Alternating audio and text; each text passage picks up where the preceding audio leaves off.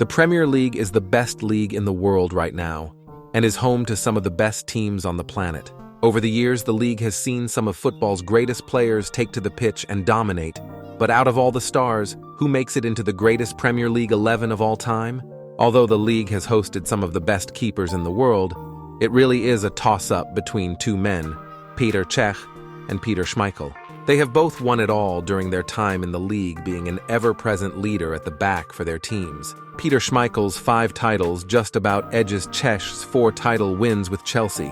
However, I believe Cech controversially gets into the team over Peter. Cech enjoyed a successful 15-year-long career in England and was recently inducted into the Hall of Fame in 2023.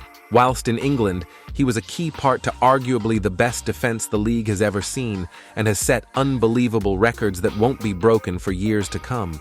Cech signed for Chelsea in the summer of 2004 for £7 million as competition for Carlo Cudicini, who was Chelsea's number 1 at the time. However, Carlo would suffer an injury during the pre-season, causing Cech to be thrown into the lineup. His debut season was immense.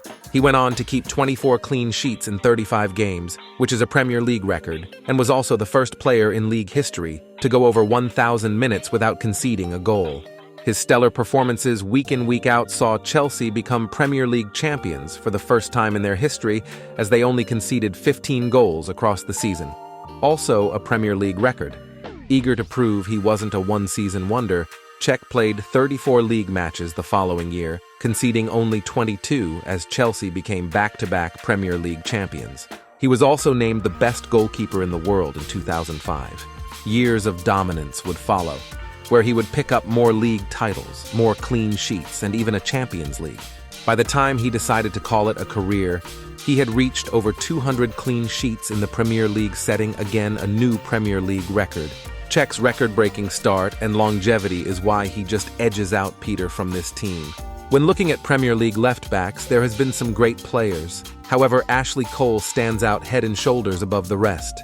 Ashley won 3 Premier League titles in a 15-year-long spell for both Chelsea and Arsenal, also winning 7 FA Cups, becoming the most decorated player in FA Cup history. He won his first 2 titles at Arsenal, being renowned for his attacking link-up play with Pires down the left as they dominated English football, even becoming an invincible in 2004. However, after a fallout with the board, he would make a shock move to city rivals Chelsea in 2006. Ashley was regarded as one of the best fullbacks in the world, especially during his time in Chelsea, making it into 4 PFA Team of the Years, as well as 2 UEFA Team of the Years. Cole was a regular on the left-hand side for Chelsea, excelling in both defending and attacking. Most notably, his duels with Cristiano Ronaldo showcased just how good of a defender he was. With nearly 400 appearances in the competition, it is no surprise that he has made it into the team. On the opposite side, there are 2 fullbacks who have both dominated Manchester in different eras. Gary Neville was a part of the most dominant side in Premier League history. His aggressive and tenacious manner meant he was a stalwart at right back under Sir Alex, as he went on to make 400 appearances in the league, winning 8 titles and becoming Manchester United captain later on in his career. The other right back is still playing in today's modern game and has been ever present in City's recent dominance at the top of English football. Whilst at Manchester City, Kyle Walker has become recognized as one of the best defenders in the world. His explosive pace and power means it is almost impossible to beat him one-on-one, often using his pace to sweep up behind City's high line. City's recent dominance is entering unprecedented heights. After winning 5 of the last 6 Premier Leagues, they remain favorites to lift the competition again this season, which would see them become the first team in history to win 4 in a row. Gary Neville has arguably left a greater legacy on the Premier League by being one of the most decorated players across a 20-year period. Although Gary was a lot better than he probably gives himself credit for, Kyle Walker is almost everything you want in terms of footballing ability in a modern-day fullback. Even at age 33, he still has his blistering pace and is a regular at right back for the best team in the world, giving him the slight edge over Gary. It is worth noting that whilst the debate is Gary Neville or Kyle Walker at the moment, there is one man who is right on the cusp as well. Trent Alexander-Arnold will retire as the greatest fullback in Premier League history. The way he plays is so unique and unlike anything ever seen before. No one can win games from right back like he can. Unfortunately, he still has his critics who love to point out any tiny mistake he makes. In the next 5 years, he will have cemented his legacy and reputation as one of the best players in the world, never mind fullbacks. The best center-backs in Premier League history is one of the most controversial and most talked about topics of the past few years. There is a plethora of players to choose from, and a strong case can be put forward for a lot of players. Any team that goes on to win a title is built with a very strong foundation at the back. And with multiple teams having eras of dominance, it can be hard to distinguish who the very best is. One man who has to be in is England's best defender of the past few decades, John Terry. Across 492 appearances, John won 5 league titles and was even named PFA Player of the Year in 2005. The Chelsea and England captain, like Cech, was crucial to Chelsea's record-breaking defense. When Terry was on top of his game, there wasn't many center-backs in the rest of Europe that could compete with him, so much so that he appeared in the World Team of the Year for 5 consecutive years from 2005 to 2009. He did this at a time when some of the most legendary defenders were playing, beating the likes of Nesta, Cannavaro, Puyol, and Ramos to the team. The other center-back is the best defender I have ever seen play. Virgil van Dijk may not have the trophies on his resume like others players such as Vidic and Ferdinand, but his talent is undeniable. A bit like Kyle Walker, he has everything you would want in a center-back. Standing at 6'4", he dominates aerial duels with his size and strength, has lightning-quick pace to track any runs played in behind, and can drop the ball onto a player's feet 70 meters away. He is infamously known for his 2018 to 2019 season, where he was arguably the best player in the world. That season, Van Dijk would win PFA Player of the Year after his impressive displays for Liverpool, most notably going the whole season without being dribbled past, which is unheard of. Followed up by a Champions League win, he would controversially finish second in the Ballon d'Or to Lionel Messi by only a couple votes. After following that up with a Premier League title the next year, he suffered a serious injury that left him out for almost a year. This injury caused many people to suggest we've seen the end of Van Dijk, and were praying that would be the case. Unfortunately for them, that wouldn't be the case. Fast forward to today, and he has been the most dominant center-back again this season across Europe as Liverpool sit top of the Premier League table. His ability level is so high that it is impossible to not include him in the team. A debate that is more controversial than the center-back debate is, who was the better English midfielder? Scholes, Lampard, or Gerrard? Frank Lampard is the best goal-scoring midfielder the league has seen. He was renowned for making late runs into the box and picking out whatever corner he fancied. His most prolific year was in 2009-10, when he managed to score an incredible 22 league goals, outscoring most strikers in the league. His success came at Chelsea, where he would go on to win 3 league titles as well as pretty much every other trophy. Then there is Paul Scholes. One of England's most technically gifted players ever, Paul had the ability to control any game he liked. He possessed extreme composure on the ball and had one of the most extensive passing ranges the league has seen. Paul was a serial winner in the United team, winning a monstrous 11 league titles across his 19-year playing career, which is something no one can really compete with. Like Lampard, he also popped up with a lot of goals, scoring over 100 in the league himself. If you want someone who can score like Frank, pass like Scholes, and defend better than both, you don't have to look any further than Stevie G. Ever since Gerrard's debut in the Premier League, he has been one of Liverpool's key men, constantly winning games on his own. He was so good that he would often fill in positions on the pitch and never looked out of place, whether that was just off the striker or at right back.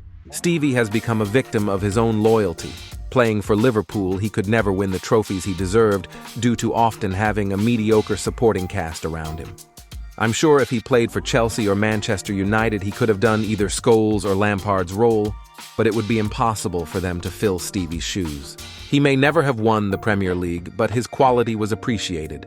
Appearing in the PFA Team of the Year, a record-breaking 8 times, earning his spot in this team. Alongside him is Roy Keane from his bitter rivals Manchester United. Roy Keane is best known for his career at Manchester United after joining from Forest in a record fee for the time. Just like Gerrard, He could do everything on the pitch, but was particularly known for his work rate and physical challenges. Roy went on to win 7 Premier League trophies, captaining the club to 4 of those, as well as winning everything else. In 2007, Roy Keane was announced in the PFA Team of the Century, alongside Sir Bobby Charlton in midfield. Teammates such as Gary Neville have often praised Roy on his leadership qualities, and that he was one of the key reasons why Manchester United dominated the league for so long. There have been so many good left-wingers in the Premier League era. Eden Hazard is arguably the best left-winger to play in modern times, winning multiple titles and Player of the Years. There has also been Ryan Giggs, whose 24 years in the Premier League span across 3 different decades. He has also won the competition a record-breaking 13 times. He was so vital to Manchester United, they've never been able to win a Premier League without him. However, the top 2 wingers to play in the Premier League both predominantly played on the right-hand side, but they are too good to leave out of the team. Cristiano Ronaldo is going to be on the left, a role he played a lot whilst at Real Madrid, and I think he did pretty fine over there. Cristiano doesn't have the longevity in the league as some of the others, but whilst he was in England before his move away, he was unanimously the best player in the world. In fact, he was the last player to ever win the Ballon d'Or whilst playing in the Premier League in 2008. Cristiano won 3 league titles in a row whilst in England, even picking up a Golden Boot as he tied the league's goal-scoring record and 2 Player of the Seasons in the process. His trickery on the ball, mixed with his amazing ability striking the ball, left him as comfortably the best player in the league, consistently outshining everyone else in the league. After leaving at age 24, he came back 12 years later and still managed to score 18 league goals at age 36 in a shocking Manchester United team. Despite not being in the league long, he managed over 100 goals and left a lasting impact on the league. And when you look at what he has gone on to achieve, it is clear that he is the best player to have ever played in the Premier League. The best right winger in Premier League history is Mo Salah. Having joined Liverpool in 2017, Mo Salah was known as a Premier League flop from his disappointing spell at Chelsea. For the past 7 years, Mo Salah has proved people wrong year after year, and somehow he still has some doubters about his footballing ability. In his debut season, he broke the goal-scoring record in the Premier League as a winger, scoring 32 goals and winning Player of the Year. He would then go on to win the Golden Boot again the following season, as Liverpool missed out on the title by 1 point to Manchester City. He did eventually go on to win the title with Liverpool, and in 2022, he would pick up his 3rd Golden Boot, win the Playmaker Award, and score goal of the season against the best team in the world. In his 7-year spell at Liverpool, he has managed over 150 goals in the Premier League and shows no signs of stopping, as once again he sits at the top of the goal-scoring and assists charts for this season. Mo is a unique player. He scores just as efficiently as top strikers across Europe, but can also create chances for his teammates as good as anyone else in world football. The Premier League has been blessed with some of football's greatest attackers. There are so many club legends whose goals have carried their teams to trophies year after year, making this the most competitive area of the team. However, the first player is not only the greatest striker in Premier League history, but the greatest ever player, Thierry Henry. Thierry was reunited with his former manager Arsène Wenger at Arsenal, where he was molded into becoming one of the greatest strikers of all time. His lightning pace matched with his silky feet used to give defenders nightmares, especially Jamie Carragher. Along with his Arsenal teammates, he began to dominate English football, and some of the feats he has achieved in the league are yet to be broken. Thierry scored 175 goals in the Premier League, making him Arsenal's all-time leading goal scorer.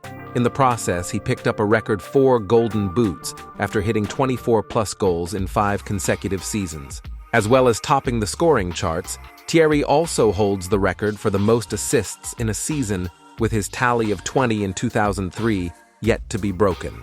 He is one of the most complete attackers the league has ever seen and was regarded as the best player in the world at points in his Arsenal career. However, unlike Ronaldo, he never received the Ballon d'Or his ability deserved. Thierry has lifted the Premier League trophy up twice, but notoriously in 2004, Arsenal managed to achieve a feat that has only happened once in 100 years. Thierry topped the scoring charts with 30 goals as Arsenal won the league without losing a single game. One record Thierry doesn't hold is the most goals in the competition that belongs to Alan Shearer, the man who will partner him up top. Alan managed to score a monstrous 260 goals in the competition across a 14-year-long career where he played for Newcastle and Blackburn Rovers. He won his only league title with the latter. On the inception of the Premier League, Alan made a blistering start to his goal-scoring record, scoring 30-plus goals in 3 of his 4 years at Blackburn Rovers. His start was so prolific that he is the fastest player to ever reach 100 league goals, only needing 124 games. This record may be under fire if Erling Haaland has anything to say about it. His all-time goal-scoring record looked under threat with Harry Kane skyrocketing up the charts for Spurs, but now the England captain has moved to Germany. Alan's record could be safe for now. Although he only has 1 title to his name, he did win 2 PFA Player of the Years and picked up 3 golden boots as he became a killer in front of goal. A bit like Gerrard, he maybe was a victim of his own loyalty and could have easily won more if he joined Manchester United, who were desperate to sign him. Here is the greatest Premier League team in full. Let me know in the comments who would get into your best 11.